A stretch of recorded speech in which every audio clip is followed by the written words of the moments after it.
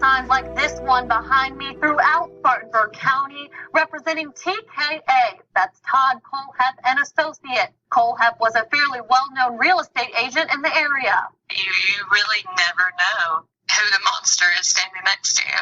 He was a different bird, but he was a good salesman. Turner says she remembers showing Kohlhepp around her home alone. He stayed a really long time.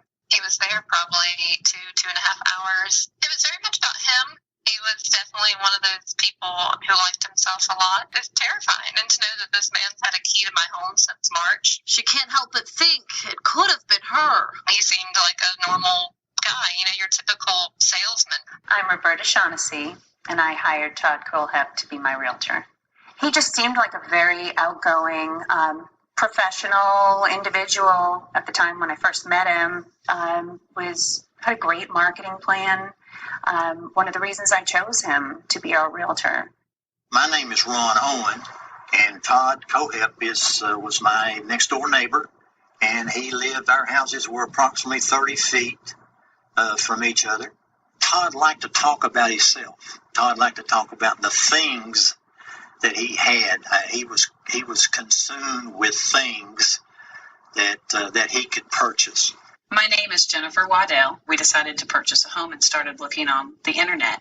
So we actually called the listing agent, which was Todd Kohlhepp. He was very angry over the phone all the time. I contacted my mortgage officer, and he then proceeded to tell me that this man would go off on tangents for no reason and talk about his guns, his motorcycles, his compound. For no reason. He would just go off on these tangents. My gut instinct about Todd Kohlhepp was that he was a dangerous man. Something inside of me, my gut, made me and pursued me to dig deeper. And so you can look up tax records, property records. I saw his BMWs. I saw his motorcycles. And then his sex offender registry came up. And that's when everything kind of fell into place for me, that this was not a normal situation. I was watching just the nightly news with my husband and saw the news report about them finding Kayla Brown alive, chained in a storage container. And I'd been aware of the story because she'd been missing for the last 2 months. So I was thinking, oh, how terrible is that? It's just horrible that somebody could do that to this poor girl. And then they showed the picture, and I just paused the television and was like, honey, that was our realtor. Oh, my goodness. And I clicked on the link, and I knew before the article even came up it was going to be him. I knew it with all my heart. And when I saw that face, I was just, it sent chills through me, and I teared up. It was him. It was him. It's a double life, and it's if those other folks feel like I do, it's scary. It's a nightmare to think that this. I don't know if anything was going on the property beside me here, but just to think that this type of activity was going on in Todd's life. I started thinking about how this man had a key to my home and had access to my home at any given time, whether I was home or not, that he was around my children.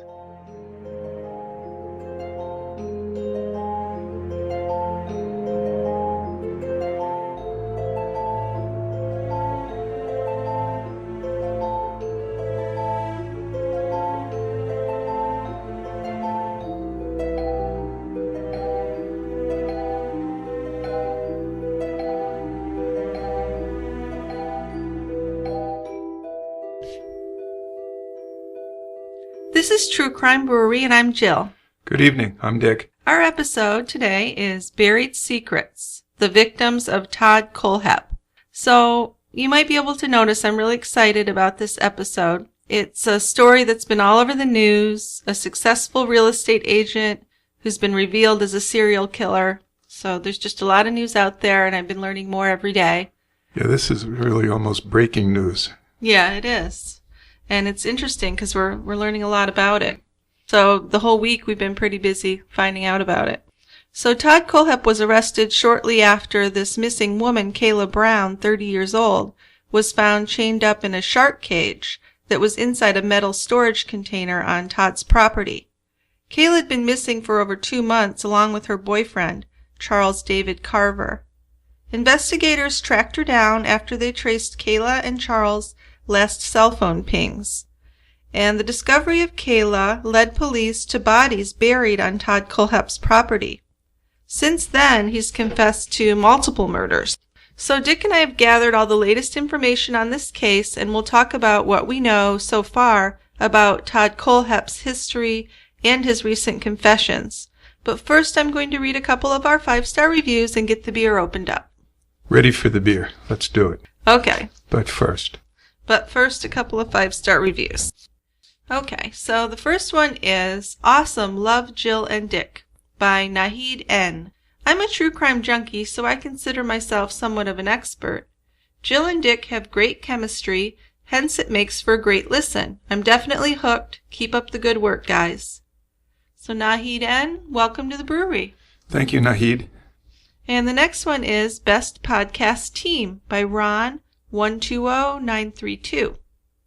Great podcast. They have awesome podcast voices, good audio. Love the good cop, bad cop explanation of cases. Dick makes me want to try every beer he reviews so beautifully. Keep up the great work. I'll be donating to keep this podcast going.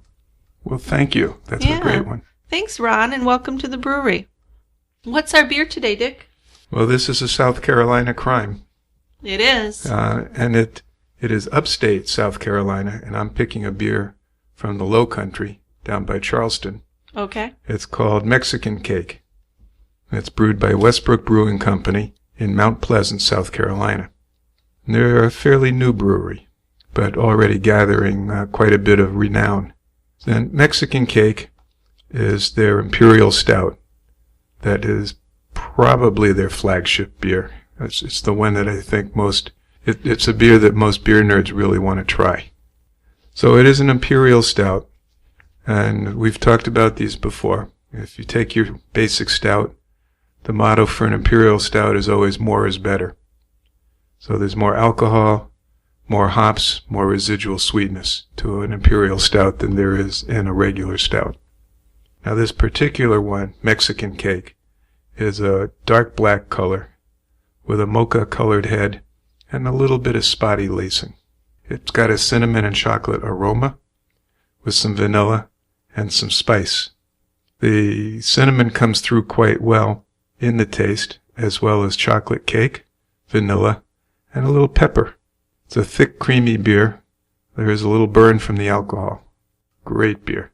All right. I love it when we have a great beer. That is this. So why is it called Mexican Cake? Because is there a cake flavor with the chocolate and stuff? Yeah, kind of a chocolatey cake thing. Okay. And you know, when you make chocolate things in Mexico, you usually can add some spices to it, so the cinnamon complements the chocolate quite well. Okay. Sounds good. It is. All it's right. World class. All right, let's open it up. Okay.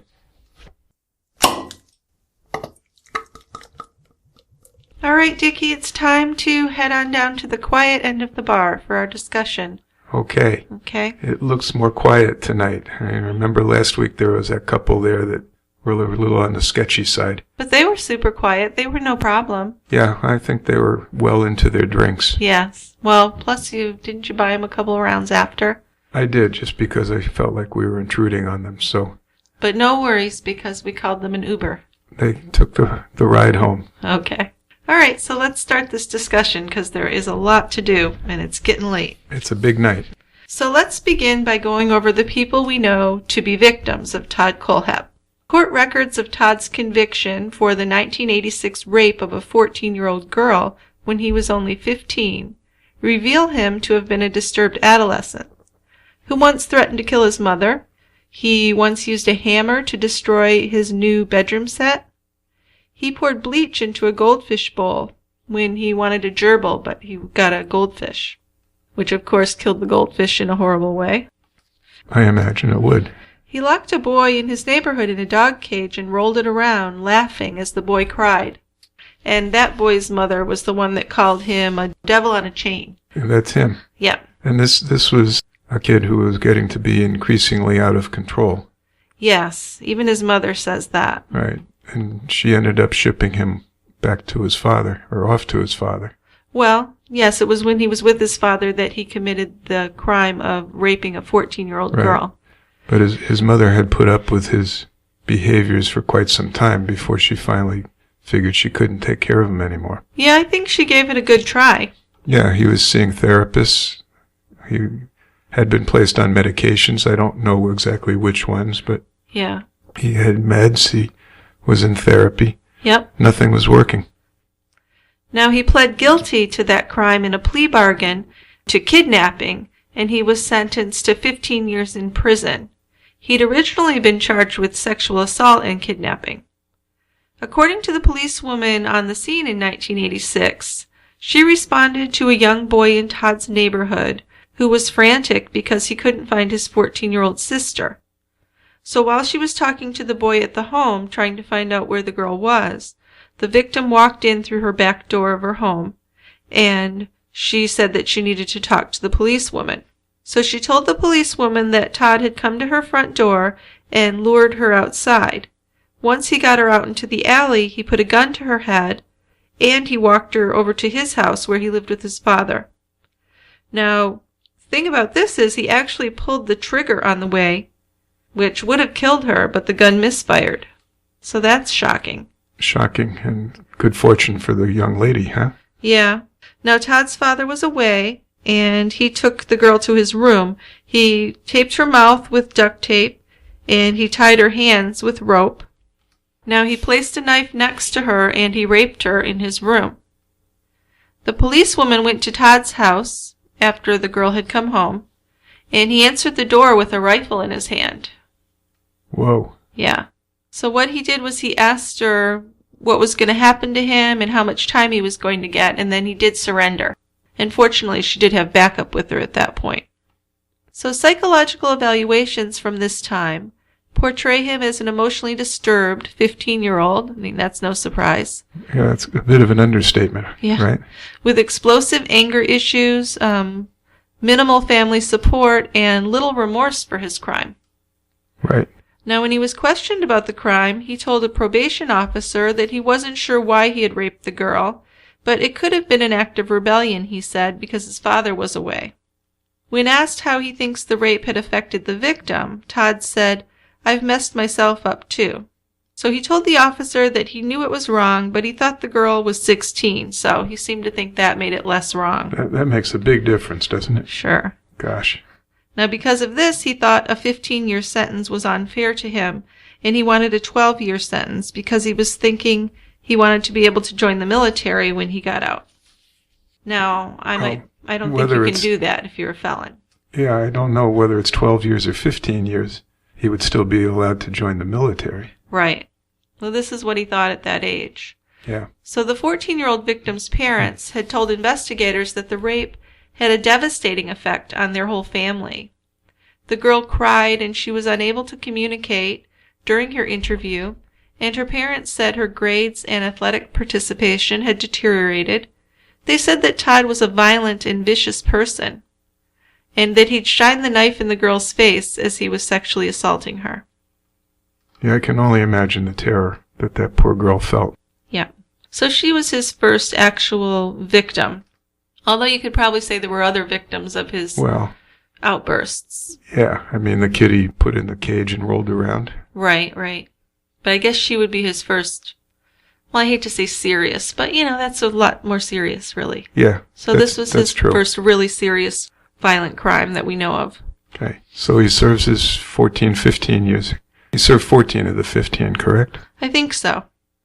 Now, on November 6th of 2003, Scott Ponder's mother Beverly Guy, Brian Lucas, and Chris Sherbert were all found fatally shot in a motorsports shop in Chesney, South Carolina. Superbikes Motorsports was a high-performance motorcycle shop that was owned by Scott Ponder. So Scott Ponder's friend, Noel Lee, spoke to him before he drove to the shop on this morning, November 6, 2003. And 7 minutes later, when he arrived at the shop, 4 people were lying there murdered in pools of blood. And he was the one that called 911. So mechanic Chris Sherbert's body was found in the back of the shop. He was bent over as if he'd been in the middle of working on a bike. And Beverly, Scott's mom, was also in the back. It appeared that she was ambushed just as she was stepping out of the restroom. The bodies of Brian Lucas and Scott Ponder were in the front of the store. So Scott's wife Melissa was 7 weeks pregnant at this time, and he didn't seem to have any enemies when investigators started to look around and figure out what the heck happened. So mechanic Chris Sherbert was due in court the following Monday, so they kind of looked at him to see if there was any kind of connection. There were some rumors of a possible drug connection, and maybe it was a drug-related murder with Chris as the target. Sure. They don't have much in the way of leads or anything. No. So they're kind of expanding the net, seeing what they can find. Right. But actually that theory was pretty quickly eliminated. They got through that pretty quickly. So they've got this mass murder of 4 people. They don't know how or why it happened. So of course they're going to look at the lives of all these 4 victims. Right. Yeah. And they had some other leads. Mm-hmm. They did get a sketch that was released to the public and was based on a witness who saw a tall man in a leather coat at the shop just a few minutes before the shooting. Mm-hmm. But that went nowhere. Then Scott's wife, Melissa, gave birth to a son. Police did a DNA test on a diaper they'd taken from the trash, and they contacted Melissa and told her that Scott wasn't the baby's father based on the DNA testing. So Melissa was very upset. Well, yeah, I think their theory here was that there was some kind of love triangle. Right, and that she had a hand or actually did the killings. Yeah, yeah. So she demanded a second DNA test, but the results were the same. The test confirmed that the father of Melissa's child was actually Brian Lucas, the man whose body was found just a few feet away from Scott's. But she was adamant that the police had it all wrong. And this is just a horrific comedy of errors, because they mislabeled the DNA. Well, Melissa said to them, "We worked hard for that baby. We had to have medical procedures to get pregnant, and I know he's the father." So she insisted that she was getting an attorney, and she wanted Scott's body to be exhumed and have the DNA testing redone. So they'd done the diaper DNA test, and then she demanded that they do another one when she brings the baby in. Right. They do it again. And that's the swab of the cheek. Right. That also matched up with the friend. Right. So they're both showing that it's not Scott's baby. Right. But she knows that this wasn't like a natural pregnancy. They had medical procedures. They wanted to have a baby. So she insists that they're going to exhume Scott's body and get the DNA testing redone. But fortunately, the exhumation didn't happen. It took 18 months for her to be proved right, though. Investigators compared Scott's DNA to his mother's DNA, which had also been gathered at the scene because his mother was one of the victims, Beverly. And those two didn't match. So that's when they figured out that they'd incorrectly labeled Brian as Beverly's son, but Scott was her son actually. So the blood had been mislabeled, and that had happened, they think, when Scott and Brian's bodies were examined because they were laying just feet away from each other out front. Yeah, but still. Well, that's no excuse. No. It's pretty shoddy work. But at the time of the Superbike Motorsports murders, Todd Kohlhepp had been out of prison for about 2 years. And according to his confession, he traveled to the shop and spoke with Scott Ponder and another employee. He wanted to learn how to ride a motorcycle, and apparently they'd laughed at him when he fell over on a bike. So Regina Kohlhepp, well, I think she has a different last name actually, but Regina, Todd's mother, said that Todd was bullied and embarrassed, and I think he just held it in long enough. This is why people tell kids not to bully. This is what can happen. Well, not to that extent. Well, no, and I think this... So he got ridiculed and bullied, and he shot and killed 4 people. Well, this lady is going through some denial and working this through in her mind, right? Because she's just found out that her son did these horrible things. I can see that. I mean, although I still think she's a bit of an apologist for him. Well, sure, but she's a mother, so I'm not going to hold it against her, really. But you're right. I mean, it's ridiculous to think that bullying would lead to this with any normal person. Exactly. This is so extreme. Now, Melissa Brackman, the widow of the shop owner, Scott Ponder, has a different version of what happened anyway. So, she said that, "I was told he was a disgruntled customer," she said. he bought a motorcycle from Scott previously, and it was stolen. So he went to the shop to get another one. So she said, my husband and the service manager were poking fun at him, saying, hey, is the second motorcycle going to get stolen too? And didn't you have enough already? And she says they were just kidding, but it really made him angry. So she was interviewed on HLN, and this is what she had heard from her husband about what had happened. Because her husband did tell her that they had been joking with this guy. It wasn't on the same day. But they hadn't identified him as Kohlhepp. They just said, they just said this guy at the shop. Can you believe this guy Right. came in and this is what we were kind of ragging on him a little bit. Right. No big deal. They didn't think it was a big deal, but apparently it was to Kohlhepp. Yes. So Melissa said that she thinks the investigation and Kohlhepp's confession is just the beginning. She thinks he's been wreaking havoc all over the place for years, wherever he's been. She thinks that there's probably a lot more to what he's done than what we know of at this point, which could be accurate. Yeah, I think we'll talk about that later when discussing what the profiler says. Right. But we know that while he was in prison, there weren't any murders.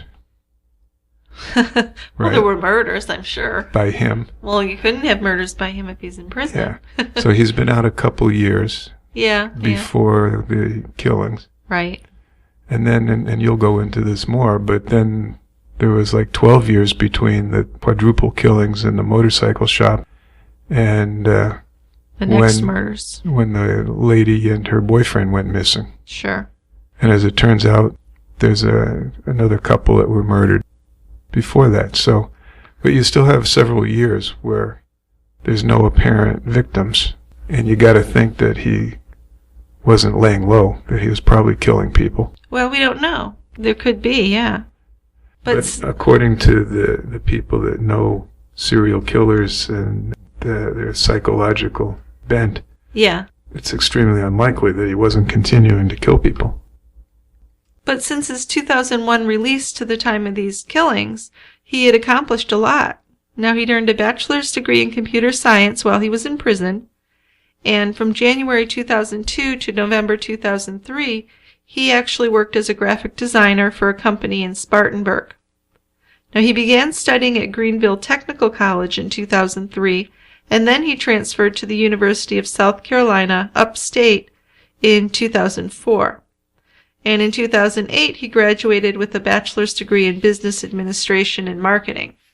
So, despite being a registered sex offender, Todd was able to get his real estate license, and that he did on June 30th of 2006. So what do we know about getting your real estate license? Can you do that as a felon, or did he lie in his application?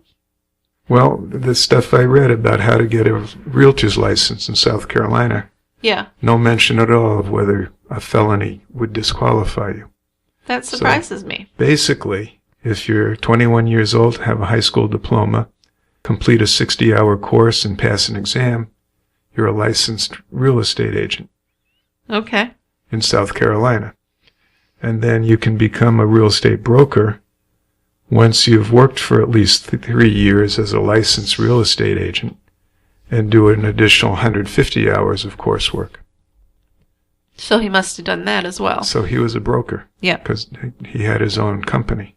Well, yeah, he built a firm that had 12 agents working for him at the time of his arrest. But there was no mention at all whether a felony conviction would disqualify you from becoming a real estate agent.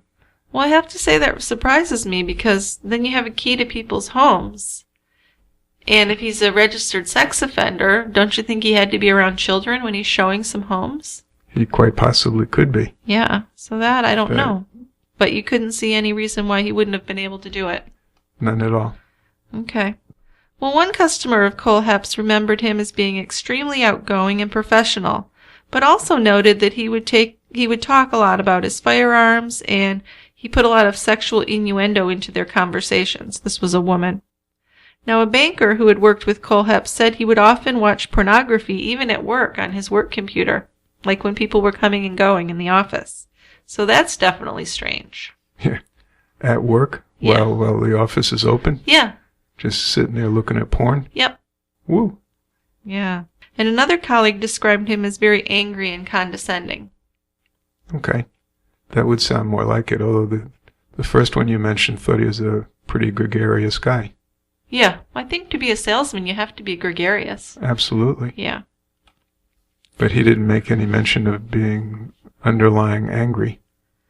Not that one guy, but other people had. Other people did. So there are varying opinions. Yeah.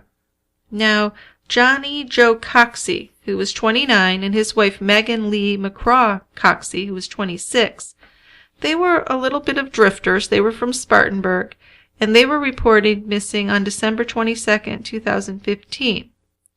Now, they were allegedly hired by Kohlhepp to work on his property, and their bodies were discovered on Kohlhepp's property earlier this month after they found the girl that was being held captive. Now, Johnny had been killed by a gunshot wound to the torso, and Megan had been killed by a gunshot wound to her head. A former co-worker of Megan Coxy has told authorities that Megan met Todd Kohlhepp while working at a Waffle House restaurant. Now, she said Kohlhepp frequented the Waffle House in Roebuck, South Carolina. And Kohlhepp would allegedly invite the waitresses to his home while leaving large tips for his meals. And then he kind of became known as a creeper to the women who worked there.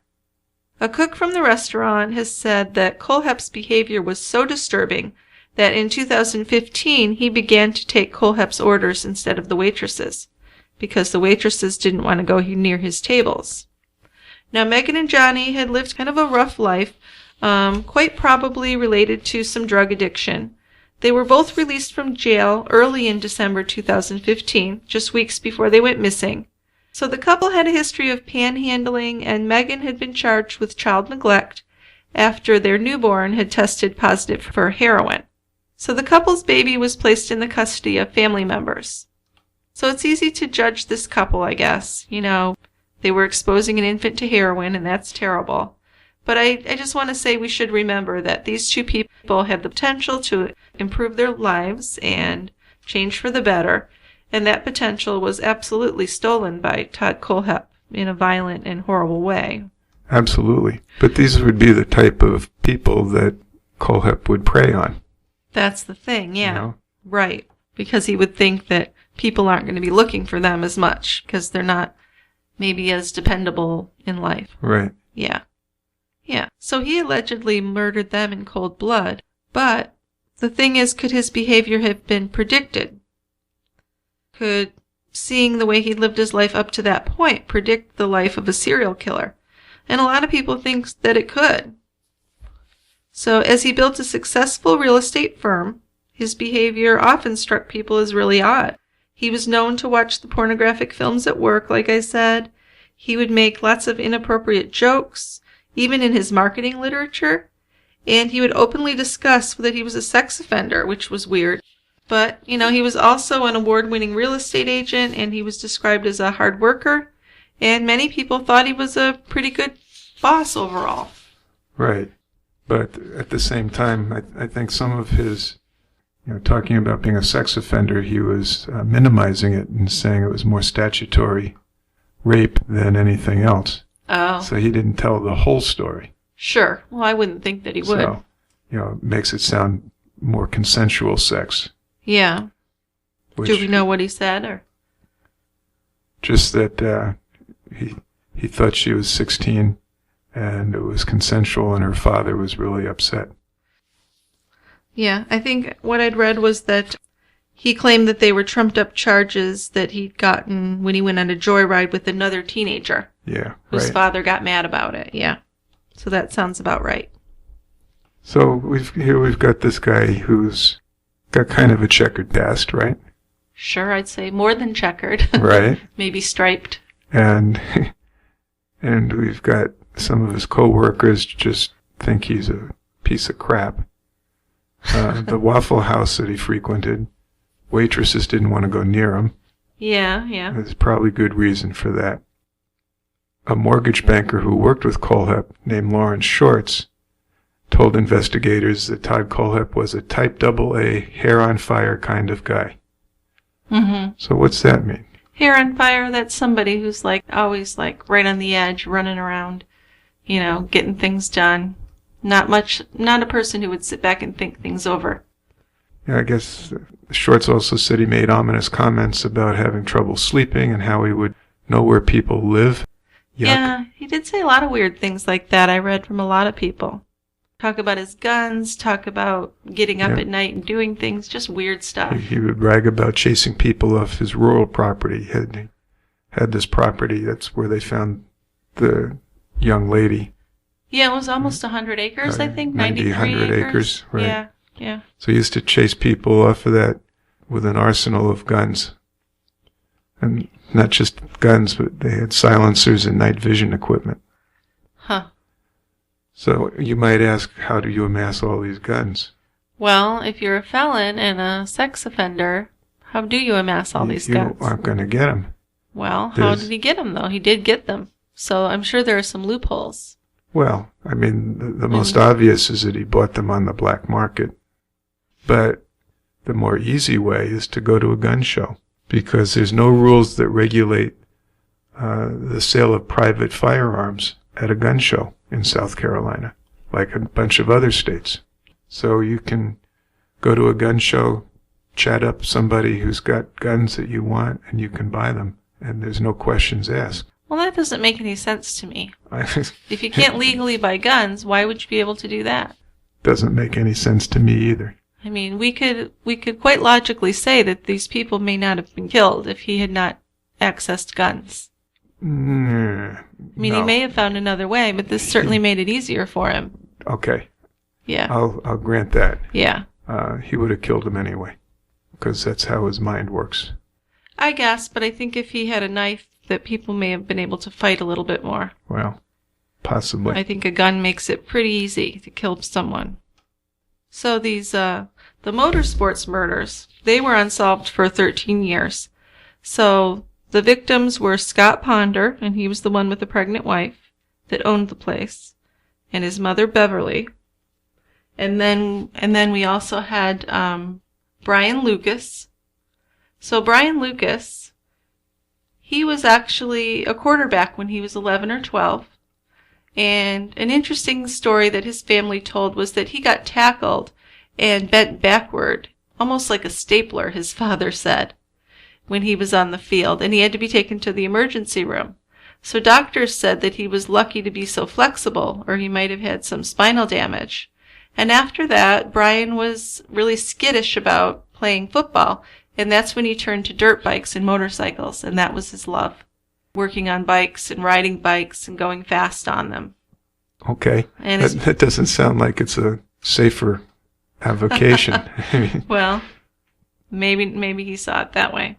Yeah. But his mom, Lorraine, she said that she couldn't watch him race. It just made her really nervous.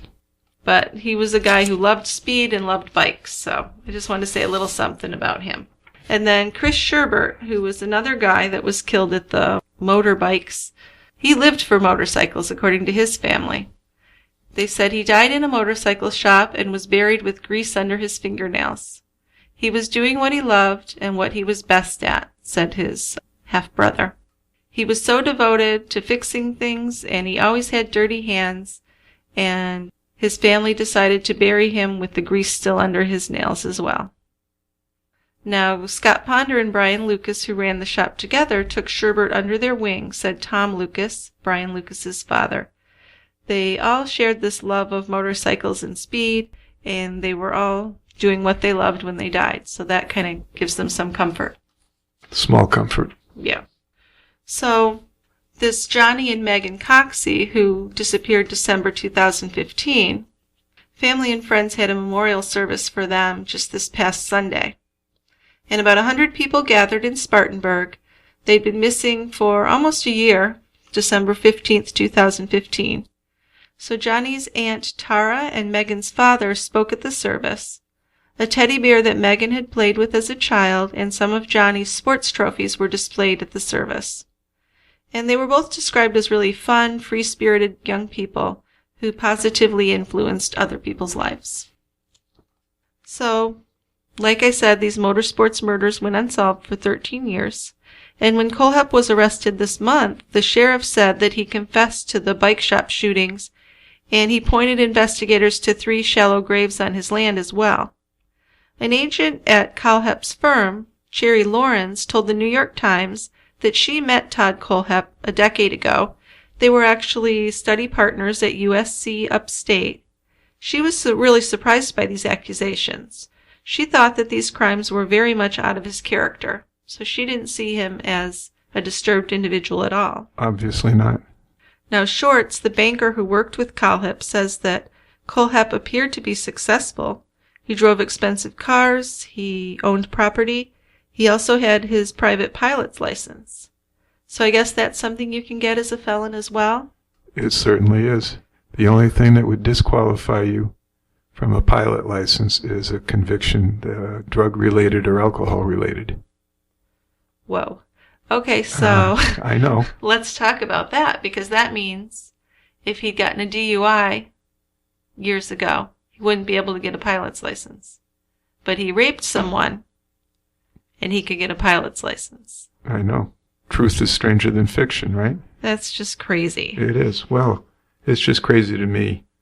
And before I get all the gun advocates after me, but it's just crazy to me that you can go to a gun show and buy a gun with no questions asked as a private sale.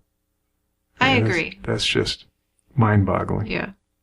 Yeah, I mean, we're not gun people, but even a gun person, I would hope, would not want someone like him to have guns. And he seemed to have an arsenal of guns. They found a whole cache of guns in his home. So I guess he's arrested, or at least brought in for questioning, because the woman who was found on his property.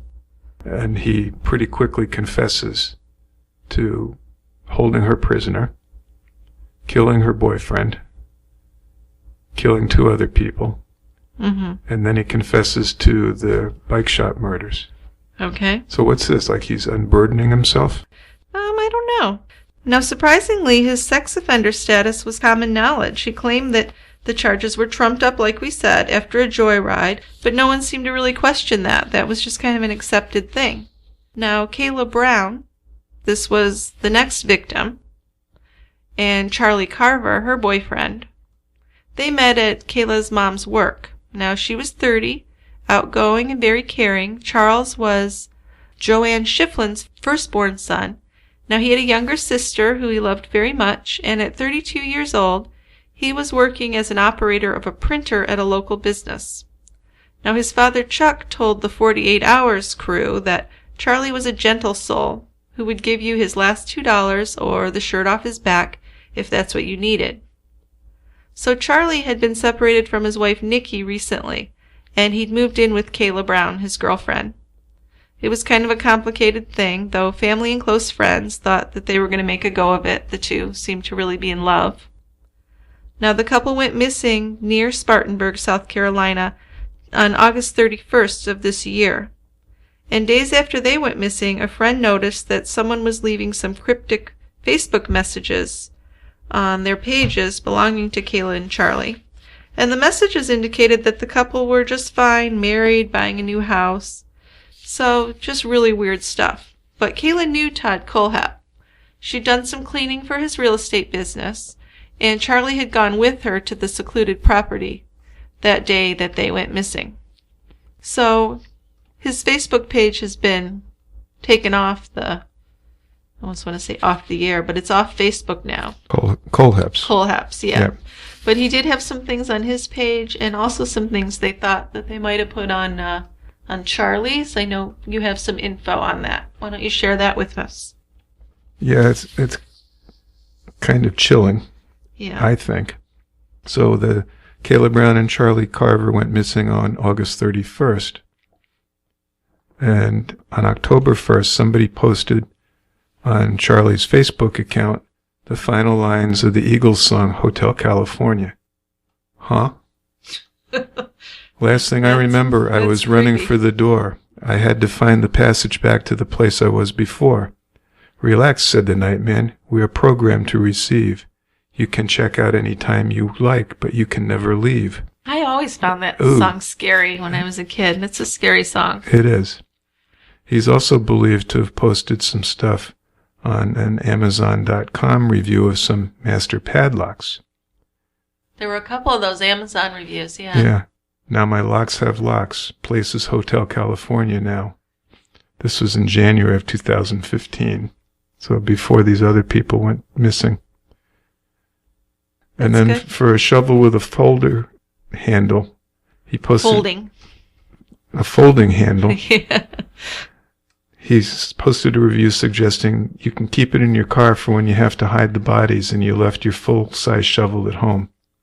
And then for a knife review, he wrote, I haven't stabbed anyone yet, but I'm keeping the dream alive, and when I do, it will be with a quality tool like this. Now, we should say it isn't proven that he wrote those, but he's believed to have written those reviews, yeah. Yeah.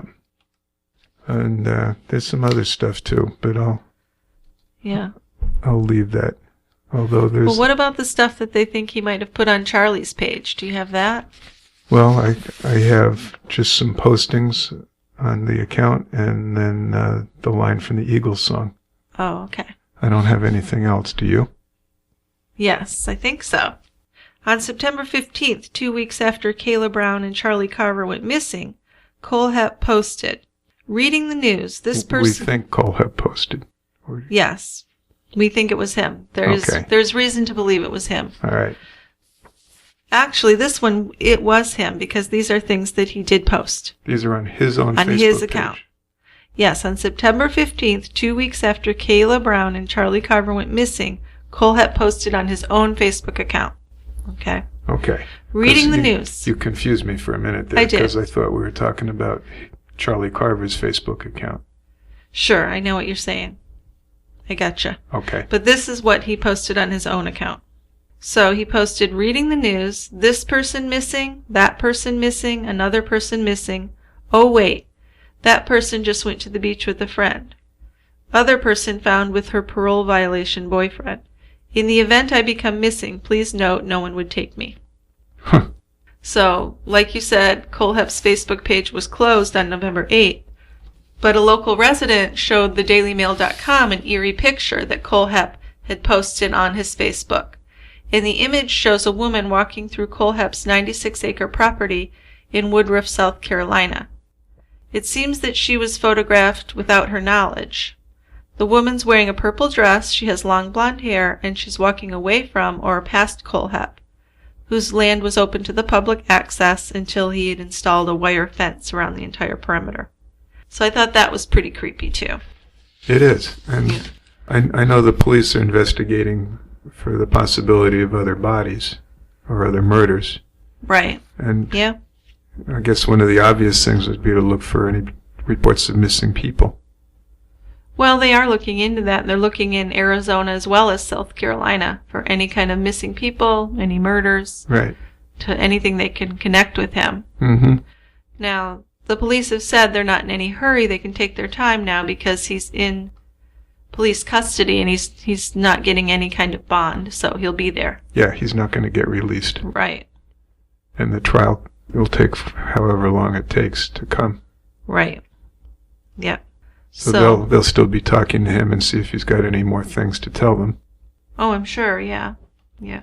The last thing I heard was that he wants to represent himself in court, so that should be interesting. Yeah. He had a public defender, but he wasn't happy with him. So that'll be interesting. So back to Kayla and Charlie. They were reported missing after friends and family stopped hearing from them. And their shared home was found unlocked, and their dog was abandoned and unfed in the home. Charlie's car was still in the parking lot of their apartment complex, though. And then on November 3rd, Kayla was found in a 30-foot long, 15-foot wide metal storage container on Todd Kohlhepp's Woodruff, South Carolina property. So she was chained to this big shark cage within the container. And there was some kind of chain coming from the top of the cage down to something around her neck. And Kayla has told police that Kohlhepp fed her once a day, and he did occasionally take her outside of the container into the light and the fresh air, but that he'd also taken her out to where these graves were of the people he'd killed previously to threaten her. So Kayla told police that she'd witnessed Kohlhepp kill Charlie Carver. And then they did find Charlie's body. So Charlie's body was found on the property, and he had been shot to death. So Kayla said that Kohlhepp had dragged her to the 3 graves on his property, and that he told her if she tried to escape, she would end up going into one of those graves. And a lot of weapons and ammunition were found on the property as well.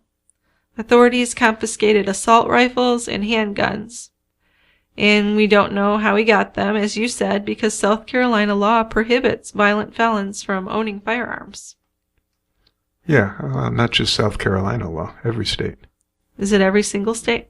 Sure. Probably, yeah. If you're convicted of a felony, you're not going to be a gun owner. Well, that makes sense, but obviously it's not working. There's plenty of loopholes. Yeah. So according to a neighbor, Kohlhepp bought that property in 2014, and to keep people out, he'd installed some deer cameras, some bear traps, and a chain link fence along the whole perimeter. So that's a huge fence. Oh, gosh, I guess. Yeah. Almost 100 acres of land? Yeah. Wow. Yeah. So Kayla was rescued when they heard her banging in the container. So I've heard various reports. I've heard that they arrived on the property with a search warrant because of an anonymous tip. And then what was the other reason we heard that they arrived? Oh, because of the cell phone pings. Yes. So maybe it was a combination of the two. I'm not sure. Yeah, because, I mean, they wouldn't have been out there just passing through. I mean, there was a reason for being there. Yeah. They were ready to search the property. Yeah, I just didn't know if it was one of those reasons or both. I'm not sure. They heard, well, the cell phone stuff is pretty compelling. Yeah. I don't know. About the anonymous tip thing. The anonymous tip thing, I would think that if somebody had knowledge of a woman being held prisoner there, they would have gone to the police as soon as they heard that. Yeah. Yeah. But maybe they hadn't heard it right away. Yeah. I don't know. Maybe someone heard the noise. We don't know, but the cell phone thing does seem to make sense to me. It does. So he was arrested at his home, so not at that property, but at his home, after Kayla Brown was discovered. And then he later confessed to the motorsports murders and the murders of Johnny and Megan. And Johnny and Megan's bodies were found on the property as well. So they'd been buried for about 11 months. Right. A lot of stuff coming out still all the time. Yeah, and there's still going to be more. I'm sure. Right. He has been charged with the murders of Scott Ponder, Beverly Ponder, Chris Sherbert, and Brian Lucas at the motorsports shop. He's also been charged on 1 count of kidnapping in relation to Kayla Brown's abduction. There's the expectation that he's going to be charged in the murders of Johnny and Megan Coxy and Charles Carver. He's also confessed to the murder of a man in Arizona. Yeah, we don't know who that was or what the circumstances were about that one. Wow. That's a shot in the dark here. He's confessed to doing that. Well, you had mentioned that they were going to be looking at unsolved murders in Arizona. Yeah. So this might be one of those. Sure. So experts actually say that it's not uncommon for serial killers to go undetected. You know, if they blend well into their communities and if they take breaks from their murdering that last months or years, they might not get found out for a long time. And actually, what's interesting is that these cooling off periods used to be part of the definition of serial killers. And that was used to distinguish them from mass murderers. Now, the FBI defines a mass murderer as the murder of at least 4 people in a single incident. So, his killing at the motorbikes was a mass murder. That didn't have to be a serial killer murder. Didn't have to be, but except for the fact that he's killed other people. Right, because a serial killer are those who kill at least 2 people in separate incidents. So he would actually meet both of those criteria. Right. So experts also say that it's very unusual for a serial killer to begin with the mass murder, which is what he did. Well, if he's confessed to killing a guy in Arizona, he started before the killings of 4 people in the shop. Well, possibly. We don't know if he could have visited somewhere in between and done that. We don't know. Right. But I see what you're saying. It's a good point. Yeah. Could have happened beforehand. Well, he says it did. He said it happened beforehand? Kohlhepp. He did say when? I didn't hear anything about when. He killed someone in Arizona. Yes, but he didn't say when. Oh, my assumption was that's when he was living there. Well, I understand. I think that's an appropriate assumption to a point, but we don't know that. He could have visited Arizona a year ago, killed somebody. True. So we don't know. Okay. So also according to the FBI, many serial killers appear so normal that they don't raise any suspicions. So this is probably a mixture of diligence, a carefully constructed facade, and the type of victims they selected, as you mentioned earlier. Selecting victims that might not be missed as easily and might not be detected as soon. Yeah, I think the couple that had trouble with the law would qualify for that, but the motorbike people, with the exception of one guy who might have had some minor brush with the law, these were upstanding citizens. Sure. They had a successful business. Well, that was a totally different kind of situation because that was going in and doing a mass shooting. Nobody was hidden or buried. Right. So that was totally different. So Dr. Helen Morrison, an expert on serial killers, who said that she's interviewed 115 of them, has said that serial killers often go undetected because of their apparent normalcy. In fact, she said most people who know the serial killer are shocked when he's finally arrested because he seems so nice and so normal. So at a 5-day symposium on serial killers that was hosted by the FBI in 2005, there were 135 experts, and they determined that the majority of serial killers are not reclusive social misfits, which is what a lot of people think. Yeah. And they usually hide in plain sight in their communities. They're good citizens for all appearances. Yeah, a lot of them are, I guess. So there's really no single profile that fits all serial killers, but they did mention some common traits I thought we could talk about. So, of course, there are myths out there, such as the popular misconception that they are highly intelligent white males motivated by sex, which you see a lot in the movies, right? You see a lot of that guy. Yeah, but that's like American Psycho. Dramatization. Yeah. It's to get people to go to the movie and stuff. Okay. To sell tickets. You're going to tell us that that's not always the case. No, that's a myth. She said that's a myth. So she said that the majority are males, of course, which I don't think that surprises any of us. No, we'll buy that. Yeah, but about half of them are African-American men. Right. Which surprised me. And they're not geniuses. No, they're not all geniuses. They're not super intelligent. Nope. Because I guess you have to... The myth would say that because they get away with it for some time. So they must be really smart to do that. Well, this Todd Kohlhepp seemed pretty smart. He had some degrees. He seemed like a pretty smart guy. Oh, he's smart enough, yeah. Smarter than average. Many don't have an advanced education or a criminal record as an adult, but they often do have brushes with the law when they're juveniles, which would also apply to him. So they often he had plenty of scrapes. Yes, he did. He had quite a few red flags, probably more than most. And maybe they weren't criminal actions, but they certainly were things that raised red flags. Well, they were antisocial for sure. Absolutely, and then culminating in the kidnapping and rape of the 14-year-old. Which is quite shocking for a 15-year-old to do something like that. Yeah. I don't know how rare that is, but that sounds pretty rare. Pretty extreme. It does. For someone that age. For only age 15. Yeah. That's pretty bad. Now, serial killers often live a middle-class lifestyle, she said. And they have a few close friends, but are not usually recluses like a lot of people might think. But one thing that they all have in common is that they're expert manipulators. Very manipulative. But there's no single thing that motivates all serial killers. And about half of all serial killers are sexual predators. One common trait of serial killers is a lack of remorse. They feel little empathy for others. As a group, serial killers suffer from a variety of personality disorders, including psychopathy, antisocial personality, and borderline personality disorders, among other things. Exactly. But interestingly enough, most are not adjudicated as insane under the law. Sure. Because I think for that you have to not know right from wrong. Is that what That's one thing, yeah. Or is that just something I heard on TV? No. I'm not sure. I mean...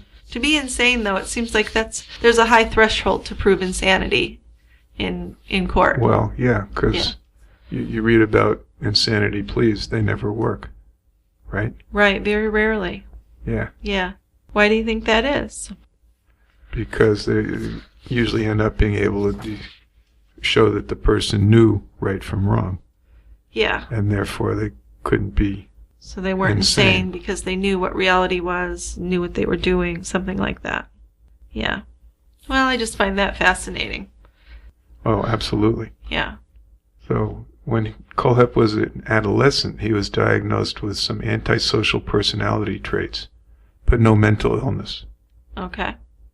And as you mentioned, he showed no remorse or sympathy for the 14-year-old that he kidnapped and raped.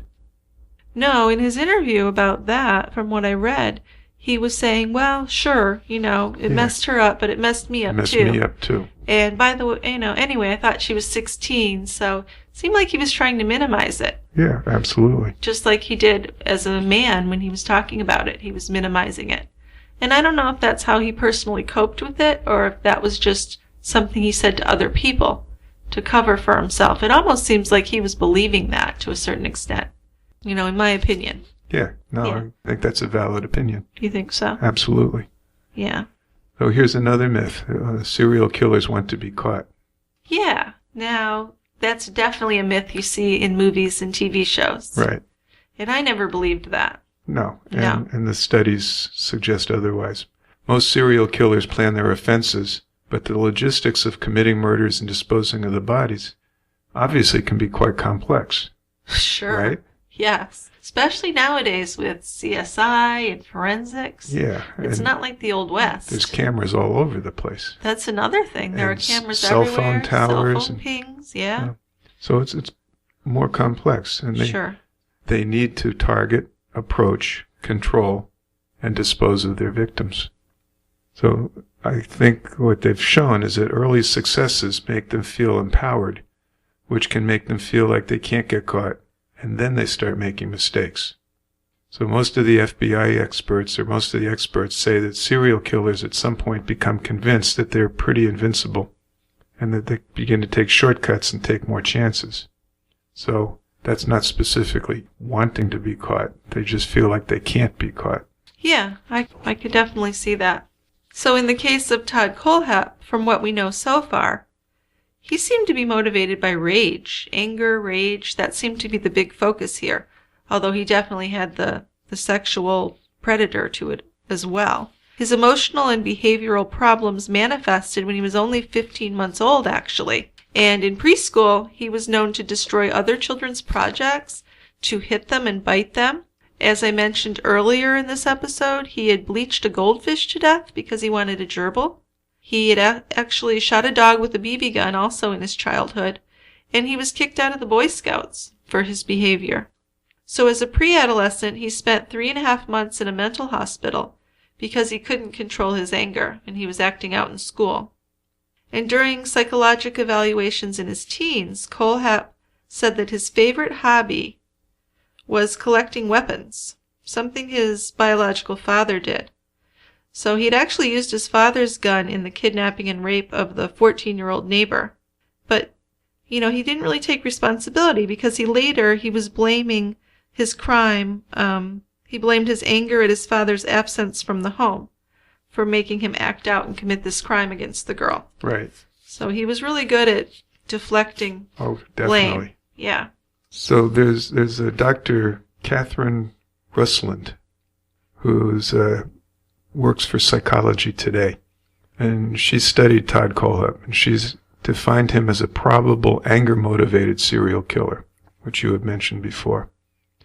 These killers believe they're defending themselves against those who have wronged them. Aggression seems to preserve their sense of safety. So they have a deep insecurity in childhood with parents who fight or split up or treat their children as burdens or abuse them. And these were split up parents, weren't they? Yeah, although certainly a lot of people came from split up parents. Right. That doesn't follow all the time. Absolutely not. but they're insecure enough that they can make even innocent words into threats in their own minds. Yeah. They feel like they need to deal with these threats in order to exert control. Well, that would explain the motorbike shop Right. situation. Yeah, and did we read someplace that Charlie Carter laughed at him, or also... Well, that's what, on the 48 Hours episode, Kohlhepp's mother said that's why he killed him, because he was, I forget how she worded it, but he was back-talking him and hurt him and upset him. Yeah. So, take that. Right, yeah. That's when she made the comment about the bullying, that this is what happens when people bully, implying that Carver had bullied Kohlhepp and Kohlhepp had acted out. Yes. Violently, yeah. Wow. Sure. So that's just taking it to a level that I don't find believable. But I can certainly see that someone with that psychology might interpret it that way. Oh, definitely. Not that it's correct. No. But in their mind, that's how they interpret it. Yeah. I think that's what she was saying in the Psychology Today article.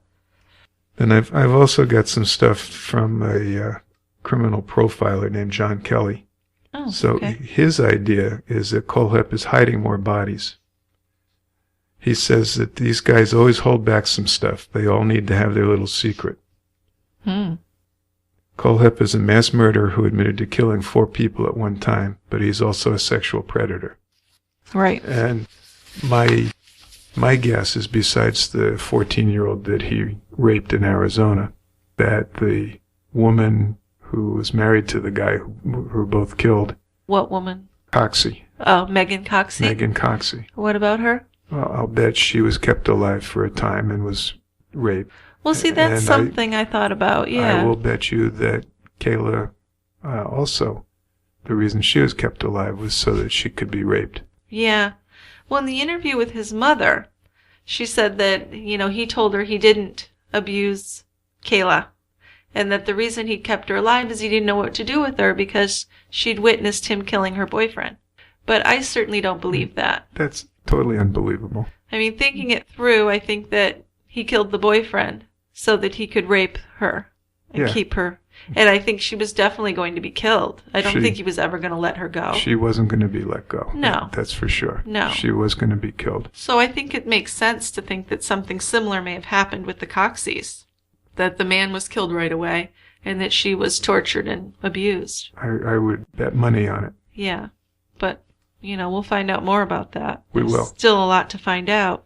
But that would certainly make more sense to me. Although, like I said, this mother's in denial, and I think that she'll probably work through that a lot. She doesn't seem to be totally in denial. She seems to accept that he's done things wrong, and that she seems to accept it more than some people. Well... She's not quite in reality yet, but I think she's headed that way. Yeah, she's kind of accepting it. I don't think she quite has grasped the magnitude. Well, I mean, how could you? Of what he's done. Sure. But I think even in the parts of the interview that I saw, early in the interview, she was much more apologetic and feeling sorry for him and saying, I'm sad, and I think Todd is too. Right. But I think towards the end, she was kind of seeing that wasn't the case, that there was really something wrong with him. As she talked through his childhood and everything, she just could realize there's just something wrong with him. I think she's looking at it that way. Yeah. But I still think she doesn't really grasp how twisted he is. No. And I think it's tough. I mean, it's tough for her. My heart breaks for her as well as the families of the murdered people. Oh, yeah. And it's a horrible place to be in. I mean, the guilt she must feel. Right. It's just got to be horrible. So at 15 years old, Kohlhepp entered the adult prison system, and it was 2 months after entering that he was first cited for disobeying an order. It was the first of 7 violations that he would have, including violent behavior, which also included fighting, hitting a person, and destroying property. So he was about 30 when he was released, and he moved to South Carolina to be closer to his mother. And this is where we get to the point of, how did he get a real estate license? How did he get a pilot's license? How did he get guns? Which I know we've talked about. But that's just, to me, I don't get it. I don't see how you can become a realtor when you are Okay, maybe a felon can become a realtor because you've done your time, but you're a registered sex offender. How are you a realtor? How do they expect that you're going to do that and not run into children? That's not realistic to me. That's a good question. But, I mean, he must have had a probation officer when he got out. You're preaching to the choir here. Well, sure, but I don't get it. I don't either. Okay. I mean, you're right. He's paid his debt to society, but at the same time, he's a registered sex offender. Yeah, and that never goes away. And that doesn't change. Right. And he's going to be exposed to families. Right. When he's working as a realtor. So I just don't know. Yeah. But. So obviously the guns were gotten illegally. That wasn't something that he was allowed to do. No. No. Well, they could be legally obtained in the sense that he went to a gun show and did a private purchase. Yeah. Yeah, but I don't think that's legal. He might have done it under the radar, but if the police had come to his home and he had guns, or if he was pulled over and he had a gun in his car, he'd be cooked. It was illegal for him to be in possession of a gun. Certainly. Regardless of how he got it. But the interesting thing would be that he could have legally purchased it at a gun show. Would it be legal, though? I don't think so. Sure. It's a private sale. Yeah, but don't you think you have to sign something that says you're not a felon there, even though they don't do a check? No. No? No. Why do you think that? You just go up and buy it. Huh. Remember the recent election they were in Maine was trying to change the law. I'm aware of that. Yeah, I understand. And it got voted down. I understand that it's a loophole. Right. But I still think that he having the gun at all was a crime. So whether the purchase, maybe the purchase was legal, but the fact that he had it was illegal. Okay. So it wasn't really legal. I'll agree with that. Okay. So what did John Kelly, the expert, have to say? Well, besides that he was a serial killer, mass murderer, and a sexual predator. Yeah. He said the only other serial killer who comes close to Kohlhepp is the guy known as the BTK killer. Huh. So this is a guy named Dennis Rader, who in 1974 entered a Kansas home and murdered 4 people. And then in subsequent years, before his 2005 arrest, he focused on women driven by his sexual desires. And Kelly says Kohlhepp is in the same class. He lived for the stimulation of the hunt, finding, controlling, and dominating women. Okay. That's him. Right. So is he the one that thinks that there are probably more people he's killed? Yeah, I already said that. Okay. I'm just trying to keep him straight because there were quite a few experts. I know, we had a bunch. Yeah. But yeah, he says he thinks there's more because he's always got to hold an ace in his hand. Yeah. And he's got more people. Well, plus, that is a long break between 2003 and 2000. That's like a 12-year break where he didn't kill anyone. That's kind of hard to swallow. Allegedly. Allegedly, yes. But right. I would bet money that there's going to be more bodies. Yeah. Well, I mean, I hope not. Maybe not on his property. Although it's 100 acres, there's plenty of places to bury people there. Sure. Yeah. And just the logistics, I don't see how they can search the whole area. Okay, well, we'll find out more as time goes on. Yeah, fascinating case. I think that's all I know for now. It's just an amazing case. It is. Wow. I mean, I remember on the news they talked about, this woman who had been held captive for a couple months was found and rescued. And you're thinking, how great is that? And then, like, immediately, and by the way, he's confessed to killing 7 people. Well, I don't know if that was immediate, but yeah. Pretty quickly. Yeah. Yeah. It's like he wanted to unburden himself. And he said, there's these 3 bodies here, and I also did that bike shop murder. Is it unburdening? I don't know. Is it bragging? I don't know. Yeah. Could be. Right? Or is it just, I'm going to go to prison anyway, I might as well tell him more? I don't know how that works. That'd be an interesting thing to look into, how that works. Because he didn't really seem to feel regret, although the policeman who was with him after he confessed said that he did show regret. He was praying with them and showing regret, but I don't know how genuine you could think that is. Not. You don't think it's genuine? No. Okay. All right, Dickie, why don't you tell people about your contest again? Let people know how that's going. Okay. Let me find some stuff here. Okay. Because I got to read this stuff because I can never remember. Okay. I can remember some of it. All right, folks. You ready? Ready. Okay. This is the contest to win a True Crime Brewery t-shirt. It's running from November 1st to January 1st. So I want you to give me a beer review. The only stipulation, pretty much the only stipulation, is that this is a spoken review.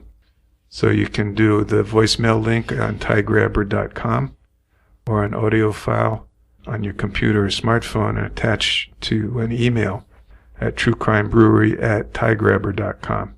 So get those entries in. Yeah. We're looking at a few already. Need some more. I want to have a really close contest here. Yeah. What criteria are you judging on? Just let people know that again. Oh, jeez. Okay. So I just basically want a good review of a good beer. That's it. Okay. Okay. I don't want people reviewing Budweiser or Miller or Coors. I want...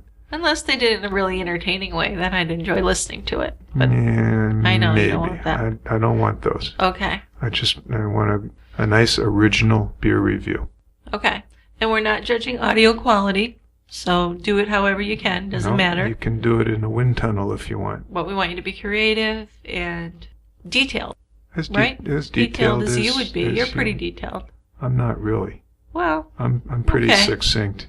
Yeah. You should read some of the reviews I see. Really? Yeah. Longer? I mean, how much can you write about a beer? A lot. Really? Okay. All right. If mine is a haiku, this is maybe a bad metaphor or simile or something, but if my beer review is a haiku, other people write a novel. Oh, no. Maybe a sonnet. More than a sonnet. Really? A novella. How's novella. That? Okay. Short story. Okay. Yeah. I mean, some people, I think obviously the people that can write well do longer reviews. Sure. And there's certainly more prose filled. Yeah, but there's something to be said for quality above quantity, I believe. Well, that's my theory anyway. Okay. But okay, anyway, so let's get those entries in. Bring me some entries. I'm looking for some more. Okay.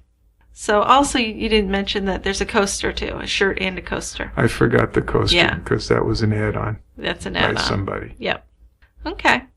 So thanks for listening. True Crime Brewery is available on Stitcher, on Google Play, iTunes, and also now on iHeartRadio. And it's also available on our website, www.tiegrabber.com. Look for us on Twitter, Facebook, and Instagram, and make sure you do our shopping through our Amazon link, tiegrabber.com/Amazon. Or you can just go to our website and click on Shop Amazon and Support Tie Grabber and go do your shopping. For hardcore listeners, we have Team Tie Grabber, where you can commit to $2 a month or more, and you can support independent podcasting. Also, we have a Patreon account, which I recently updated, so you could check that out, and you could support us on Patreon, and there you can also find the episodes to listen to. So we will see you next week. Thanks for being here. Thanks, folks. This was a fun case. We'll talk to you next time. Okay, bye-bye. Bye.